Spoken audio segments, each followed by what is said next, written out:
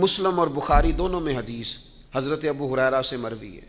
حضور فرماتے ہیں بہت سارے لوگ ایسے ہوتے ہیں جن کے کپڑے غبار سے اٹے ہوئے ہوتے ہیں، حالت ان کی پراگندہ سی ہوتی ہے، وہ کسی دروازے پہ آئیں تو شاید دھتکار دیے جائیں، کوئی لوگ ان کا سٹیٹس نہیں سمجھتے۔ یہ دنیا کی نظر میں ان کا معیار ہے کہ کپڑے سادے ہیں اور بہت زیادہ ان کی حالت وی آئی پی قسم کی نہیں ہے، سادہ طرز زندگی ہے، شاید کسی جگہ آئیں تو انہیں دھتکار ہی دیا جائے جاؤ پیچھے۔